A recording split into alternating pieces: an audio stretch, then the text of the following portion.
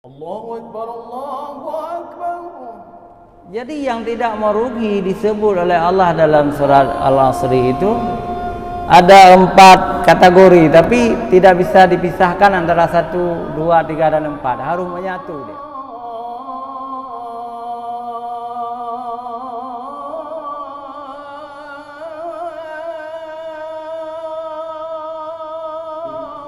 Assalamualaikum warahmatullahi wabarakatuh.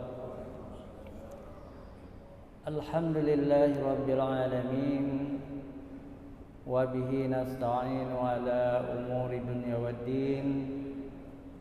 Asyhadu an la ilaha illallah wahdahu la syarikalah, wa asyhadu anna Muhammadan abduhu wa rasuluh. Allahumma salli ala sayyidina Muhammad wa ala alihi wa sahbihi ajma'in. Amma ba'd. Puji syukur senantiasa kita panjatkan kehadirat Allah, Pencipta semesta alam. Selawat dan salam kepada junjungan kita Nabi besar Muhammad sallallahu alaihi wasallam beserta keluarga dan sahabat beliau sekalian. Yang kami hormati hadirin wal hadirat yang dimuliakan Allah, Bapak Imam Besar, Bapak Imam Rawatib, Muadzin, dan juga musami pendengar radio di rumah. Mudah-mudahan kita selalu dalam lindungan Allah Subhanahu wa taala. Hadirin wal hadirat yang dirahmati Allah, kita berada di ujung tahun. Ini bulan 12 ya, di ujung tahun. 3 hari lagi kita akan masuk tahun baru, tapi tahun Hijriyah. Hari ini tanggal berapa? Tanggal 27 ya. Pokoknya 3 hari lagi kita akan meninggalkan tahun 1444 dan kita akan masuk tahun 1445 Hijriah, insyaallah. Tapi kita harus ingat ya, tahun-tahun itu adalah perjalanan waktu.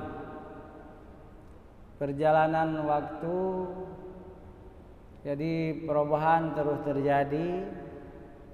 Usia kita pun semakin tua, maka perlu renungan-renungan.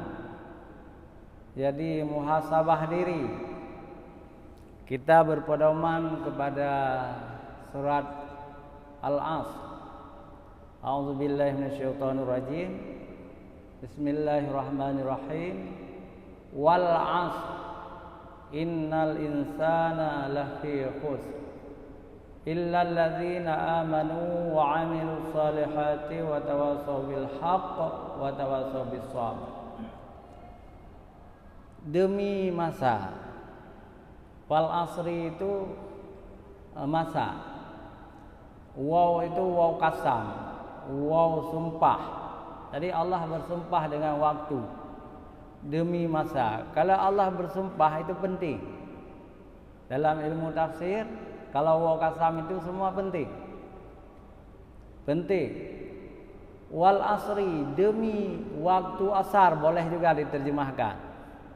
Ada ulama yang menerjemahkan demi waktu asar. Tapi aslinya wal asri demi masa. Kenapa disebut demi waktu asar? Asar itu setelah jam 4 menuju maghrib. Itu waktu asar. Ulama juga mengkaitkan dengan kehidupan kita di dunia ini. Orang-orang tua seperti kita sekarang ini, alhamdulillah jamaah kita banyak yang tua.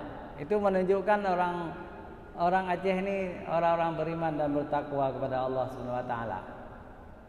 Lihat orang tua masih banyak di Masjid Raya Baitur Rahman dan menjadi jamaah tetap. Ini adalah orang-orang yang beruntung, yang tidak merugi. Jadi sesungguhnya manusia dalam keadaan merugi, banyak yang merugi, nggak tahu di mana subuhnya.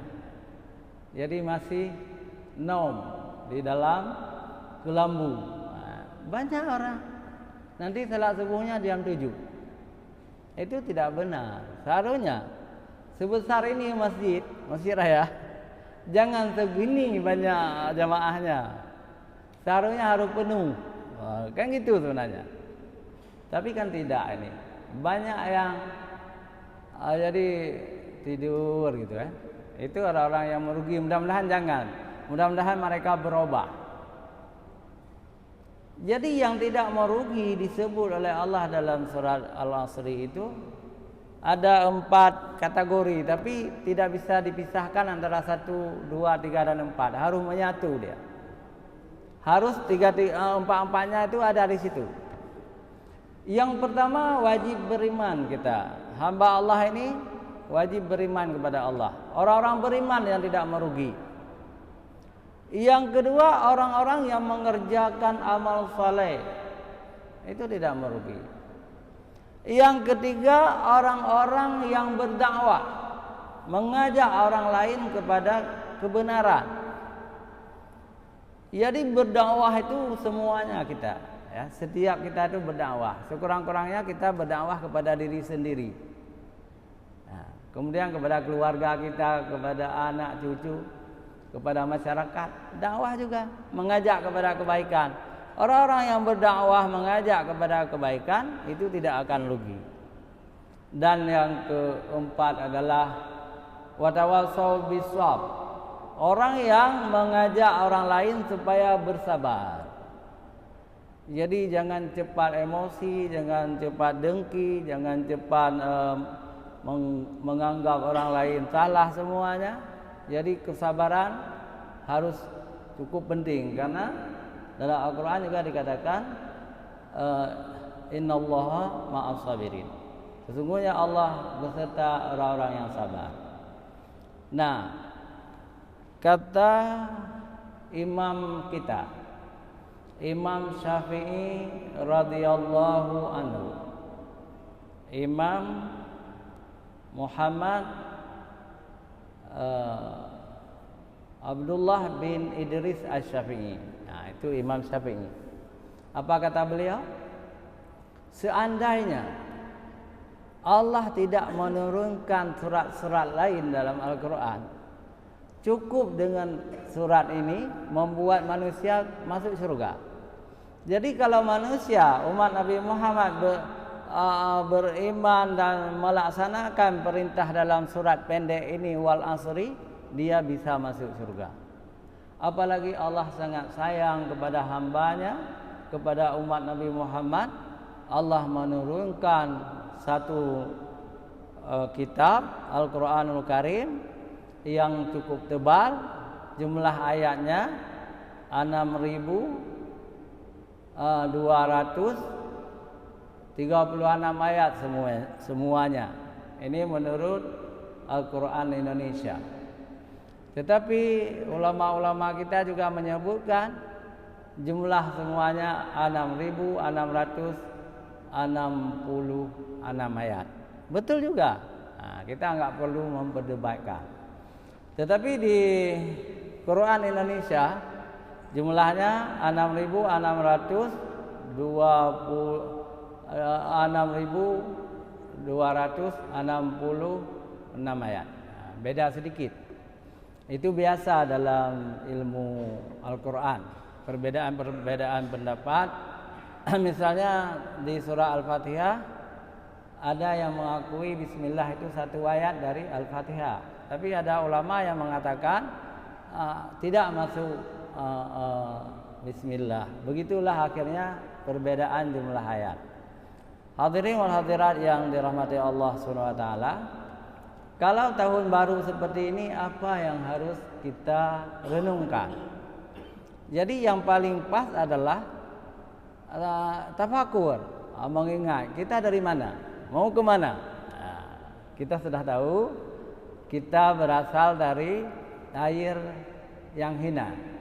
Jadi dari air yang hina, air mani. kemudian lahir ke dunia, dibesarkan oleh orang tua kita, lalu tahun demi tahun kita kalau panjang umur menjadi orang-orang tua, tanpa terasa sudah tua kita, padahal seolah-olah masih baru. Tsunami misalnya seolah-olah baru, padahal sudah 20 tahun. Sangat cepat. Kita berumah tangga seolah-olah masih baru, padahal 30 tahun dah, gitulah. Tanpa terasa sudah tua. Maka perlu kita camkan apa kata Sayyidina Umar, Umar bin Khattab.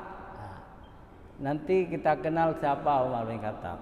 Jadi beliau meminta kita supaya untuk mengevaluasi diri. Jadi kita evaluasi diri, kita sudah sejauh mana kita mempersiapkan akhirat kita. Dalam Al-Quran juga Allah memerintah kita untuk mempersiapkan hari esok. Wal tanzur nafsum ma qaddamat lighad. Jadi kita mempersiapkan amal saleh, mempersiapkan amal sebaik-baiknya, sebanyak-banyaknya, karena pasti kita diminta untuk mempertanggungjawabkan nikmat-nikmat Allah yang telah kita terima di dunia. Summa latus'alunna yauma idzin 'anin na'im. Kemudian kamu akan ditanya dengan nikmat-nikmat yang telah engkau terima di dunia. Engkau diberi kemudahan oleh Allah, diberi kesehatan, diberi rezeki berlimpah ruah, nikmat yang tak terhitung, kebahagiaan yang luar biasa di dunia ini, di negeri yang aman, tidak ada perang. Tetapi kita kurang bersyukur kepada Allah.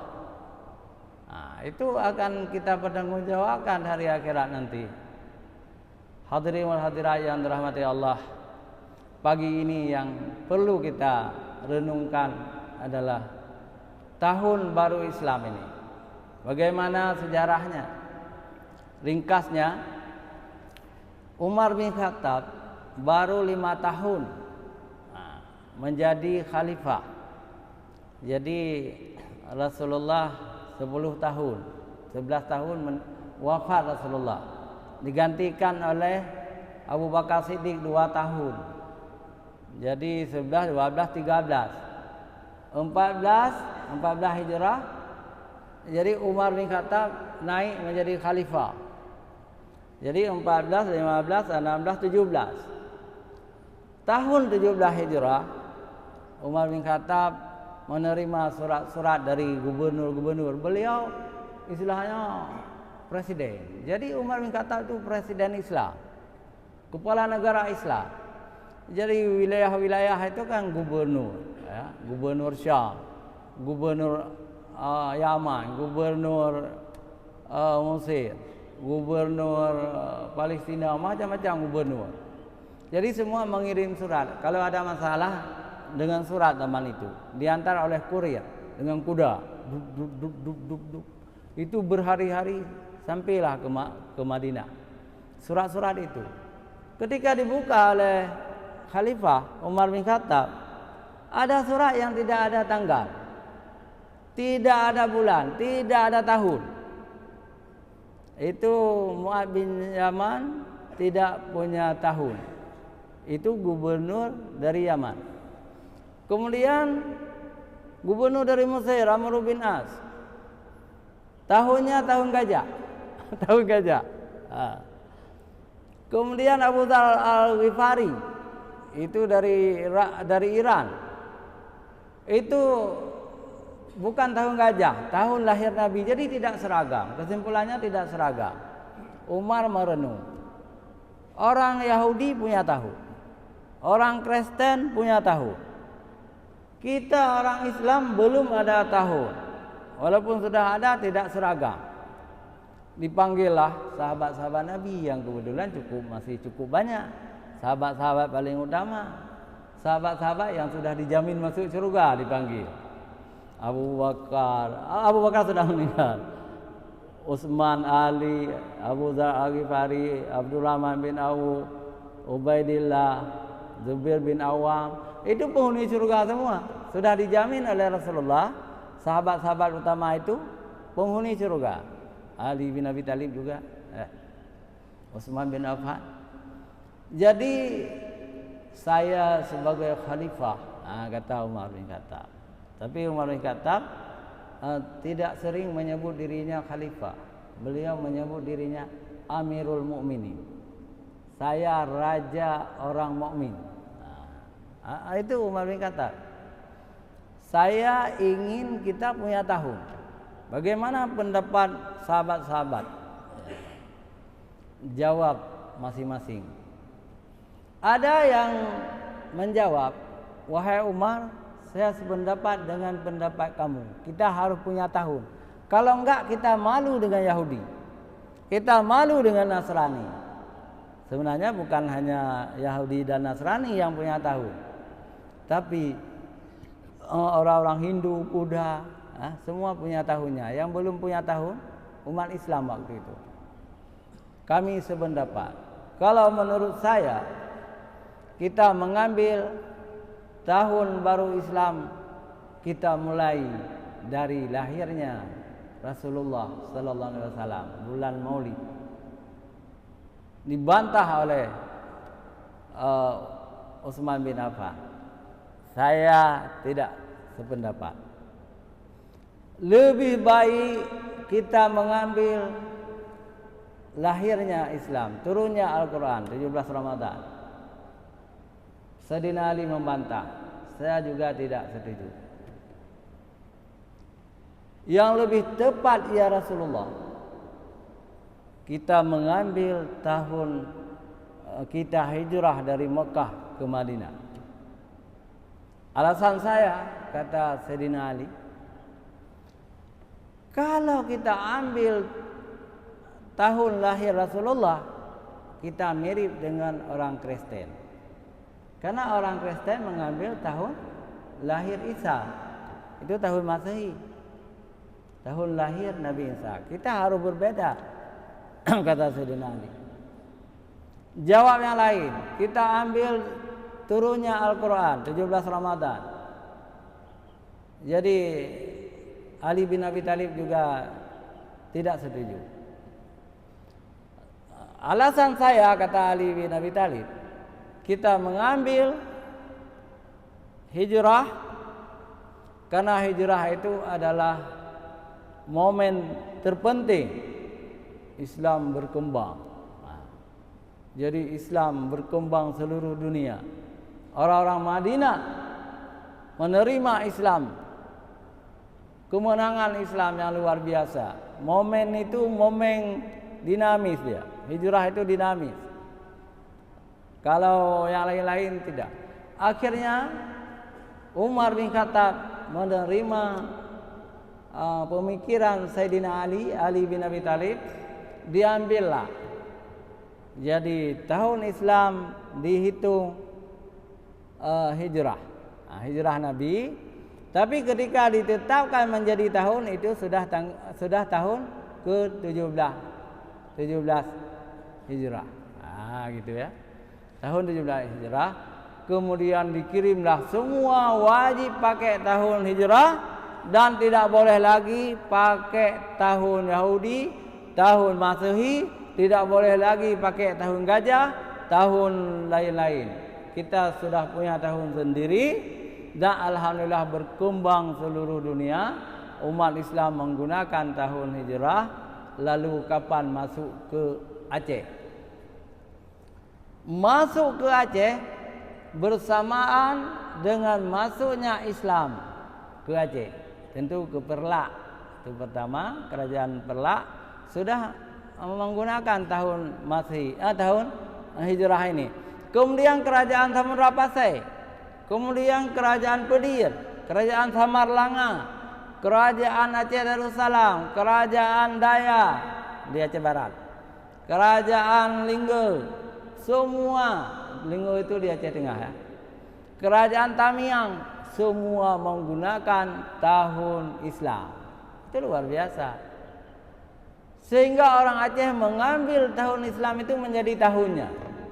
Jadi tahun Aceh itu sama dengan tahun Islam. Cuma bulannya ditukar-tukar sedikit ya. Ada bulan Muharram ditukar dengan bulan Asyura gitu kan. Kemudian Safar, bulan Safar. Kemudian Maulid, bulan Rabiul Awal, Maulud Akhir, Rabiul Akhir, Jumadil Awal, Jumadil Akhir. Pokoknya ditukar-tukar sedikit. Yang menarik bulan ke-11, bulan ke-12. Bulan ke-11 yang lalu namanya bulan berapit bahasa Aceh. Kenapa berapit? Karena mengapit 2 hari raya. Jadi Syawal, Idul Fitri, dan Dzulhijjah hari raya haji, di tengah-tengah Dzulqa'dah. Urang Aceh kan bulan mengapit. Mengapit 2 hari raya. Dan orang Jawa juga menggunakan tahun Islam sampai sekarang. Tahun Jawa itu tahun Islam. Cuma orang Jawa itu tahunnya sudah beribu-ribu, entah 3.000 dah. Dari mana diambil itu? Sebelum masa Majapahit lah. Hindu waktu itu. Seharusnya orang Jawa tidak mengambil terlalu lama tahunnya. Ambil aja sepenuhnya ya, tahun Islam. Karena bulan-bulannya juga bulan Islam digunakan oleh orang Jawa. Di Padang sama dengan di Aceh. Di Sumatera Utara juga Palembang semua tahun Islam mereka gunakan. Jadi alhamdulillah. Jadi saya pernah berguru kepada Profesor Ali Hashmi tentang hebatnya tahun Islam ini. Kata Profesor Ali Hashmi, kita dijajah oleh Belanda dulu. Dijajah oleh Belanda. Tetapi ketika Prince Maurice, Raja Inggris ya, menulis surat kepada Iskandar Muda, itu bukan tahun Masehi. Sampai sekarang ada surat itu. Bukan tahun Masehi dicantumkan oleh Raja Inggris. Tapi Raja Inggris mencantumkan tahun yang berlaku di Aceh, yakni tahun Islam, di surat Prince Maurice. Itu luar biasa pengaruhnya. Kemudian kerajaan Aceh Darussalam juga membuat hubungan baik dengan kerajaan Batak. Jadi orang Batak itu agamanya bukan Kristen di zaman itu. Tapi orang Batak itu semacam agama perbegu lah. Agama percaya roh-roh gitu kan. Juga kerajaan Islam Aceh juga membuat hubungan diplomatik dengan kerajaan Bali, Buleleng namanya. Tapi Hindu ya. Apa yang terjadi? Terjadi surat menyurat. Sekarang disimpan di Museum Ali Hashmi ada. Jadi kerajaan Batak itu juga menggunakan tahun Islam sebagaimana tahun berlaku di Aceh. Kemudian kerajaan Bali, mereka itu Hindu, menggunakan kalender Islam, tahun Islam. Berarti pengaruh Islam itu sangat luar biasa di Nusantara ini. Mempengaruhi raja-raja non-Islam. Dan tahun Islam itu luar biasa memang. Luar biasa, seluruh dunia Islam menggunakan tahun Islam. Tetapi apa boleh buat, takdir Allah juga. Seluruh negara-negara Islam dijajah oleh Amerika. Misalnya Filipina. Itu Filipina sebelum datang Amerika itu kerajaan Islam. Jadi Manila itu dari Amanillah. Jadi Amanillah itu artinya yang aman, dijamin oleh Allah aman. Pendiri kota Manila itu seorang dari Minangkabau yang merantau ke sana, mendirikan ibu kota Filipina sekarang. Dulu Islam, Manila itu Filipina Islam. Sampai sekarang di selatan itu Mindanao Islam, masih Islam. Tapi kemudian penjajah Amerika dan Spanyol memaksa orang-orang Islam untuk pindah agama menjadi Kristen. Itu kerjanya orang-orang Kristen, memurtadkan orang. Ini mohon maaf kalau salah nanti ditegur, nggak apa-apa. Mulai tahun ini sudah terbalik. Kita sudah merdeka 77 tahun ya. 78 apa? 77 boleh juga. Nah, 78 juga boleh. Indonesia adalah negara pertama yang paling banyak penduduknya muslim. 77 tahun. Kita bertahan, negara paling banyak penduduk muslimnya adalah Indonesia. Tapi mulai tahun ini kita sudah kalah. Kita sudah turun menjadi nomor 2. Nomor 1 penduduk muslim terbanyak adalah Pakistan. Pakistan sudah 180 juta. Kita 160 juta kira-kira. Kalah 10 juta. Ini baru pertama kali kalah. Ada, saya baca di Google, apa sebabnya? Macam-macam sebabnya. Orang Pakistan banyak anak. Orang Indonesia suka berkabung. Sehingga turun jumlahnya. Itu belum begitu menakutkan. Tapi ada alasan kedua. Orang Indonesia banyak yang murtad, masuk agama lain, agama Kristen, agama Hindu. Bintang-bintang sinetron, bintang film, pindah agama, murtad seenaknya saja. Silakan, aman. Kalau kita tangkap orang murtad, kita yang dihukum. Di Pakistan, kalau ada yang murtad, dipenjara, dicambuk lagi. Maka di Pakistan tidak banyak yang murtad. Tapi kalau di Jakarta cukup banyak yang murtad. Ada seseorang yang sudah 3 kali ke Islam, 3 kali ke Kristen. Di rumah-rumah orang di Indonesia ada yang agama Hindu, ada yang agama Buddha, menantunya agama macam-macam.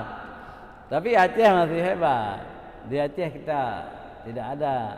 Ada satu-satu yang murtad. Ada juga. Itu memang sudah takdir. Yang paling gawat kan sudah tua-tua masuk Kristen. Sudah 70 tahun baru pindah agama, kan rugi. Beberapa tahun dalam agama lain mati kafir. Penghuni neraka, abadi dalam neraka. Sayang sekali. Banyak sekali bintang-bintang film sudah tua-tua. Kadang-kadang kawin dengan janda agama Kristen. Udah jadi Kristen. Nauzubillah min dzalik. Hadirin wal hadirat yang dirahmati Allah, terakhir himbauan saya seperti himbauan tahun-tahun lalu juga. Kita harus merealisasikan. Jadi kita harus wariskan tahun Islam ini kepada anak-anak kita, kepada cucu-cucu kita, supaya mereka jangan tidak tahu. Setidak-tidaknya misalnya nama-nama bulan Islam, mereka harus tahu. Tanggalnya hari ini berapa, harus tahu. Kemudian kita harus tahu juga sangat besar perannya. Jadi tahun Islam ini sangat besar, termasuk di Eropa. Karena ada Spanyol dan Perancis itu pernah menggunakan tahun Islam itu 1000 tahun sebenarnya. Jadi kalau dikurangi 900 tahun kerajaan Islam di Andalusia, Spanyol menggunakan tahun Islam. Tetapi ada pendapat 1000 tahun pas. Waktu runtuh itu kan tidak langsung runtuhnya. Butuhkan 100 tahun juga baru habis Islam di Spanyol. Perancis terpengaruh dengan Spanyol. Karena waktu itu Spanyol lebih maju ketimbang Perancis. Ekonominya, semuanya. Walaupun sekarang terkesan Perancis lebih hebat dari Spanyol. Tapi dulu Spanyol lebih hebat dari Perancis. Jadi menggunakan tahun hijrah di kalender mereka 1000 tahun. Sampai sekarang pun bahasa Spanyol 40% itu bahasa Arab. Juga terpengaruh ke Perancis karena tetangga mereka itu. Begitu hebatnya tahun baru Islam, bagaimana kita kembalikan kembali? Menurut saya kalau boleh diterima, yang pertama ketika lahir anak kita buat 2 catatan, tanggal Masehi dan tanggal Hijrah. Kalau anak-anak itu ingin tahu nanti udah tahu, oh saya lahir 24 Ramadan saya, 24 Syawal saya, kan sudah enak. Yang kedua saran saya, ini untuk orang-orang tua, untuk kita nih, wasiatkan kepada anak kita. Saya sudah wasiatkan, kalau saya meninggal dunia, tulislah di batu nisan saya tanggal meninggal saya, tahun Hijrah. Tahun Masehi enggak usah, Hijrah saja. Sekarang di Aceh ini semua menggunakan tahun Masehi, tanggal wafatnya. Di nisan-nisan kita pergi semua tahun Masehi, tukarlah menjadi tahun Hijrah. Terakhir kita tutup ceramah ini dengan sebuah syair dari penyair Arab namanya Hasan bin Hanif. Wa umri naqisun fi kulli yaumin wa zambi zaidun kaifah timali. Sedangkan umurku semakin hari semakin berkurang dan dosa-dosaku semakin bertambah. Bagaimana kubawa ini? Nah, itu wa umri naqisun fi kulli yaumin wa dzambi zaidun kaifah timali. Sedangkan umurku semakin hari semakin berkurang, sedangkan dosa-dosaku semakin hari semakin bertambah banyak.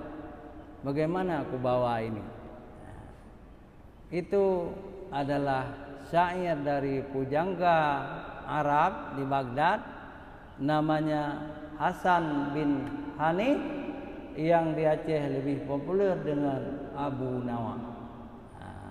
Syair Abu Nawas, tapi itu bagus sekali syairnya, mengingatkan kita terhadap usia yang semakin hari semakin tua ini. Demikian, hadanallah wa iyyakum ajma'in. Wassalamualaikum warahmatullahi wabarakatuh.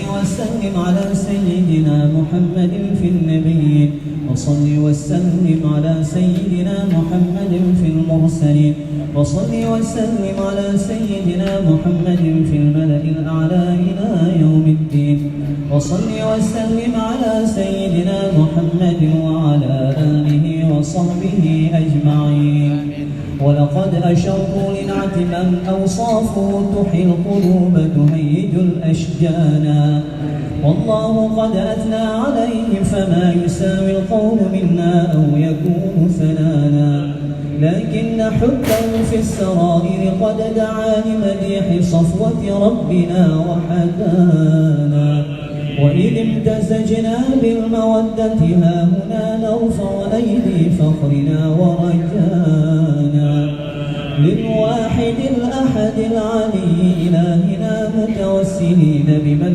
إليه دعانا مختاره وحبيبه وصفيه سيد الوجود به الإله حبانا يا ربنا يا ربنا يا ربنا بالمصطفى اقبلنا أجب دعوانا أنت لنا يا ذخرنا في هذه الدنيا وفي أخرانا أصلح لنا الأحوال واغفر ذنبنا ولا تؤاخذ رب إن أخطانا واسلك بنا في نهج طه المصطفى ثبت على قدم الحبيب خطانا أرنا بفضل منك طلعة أحمد في بهجة عين الرضا ترانا واربط به في كل حال حبلنا وحبال من ودى ومن والانا والمحسنين ومن أجاب نداءنا وذوي الحقوق وطالبا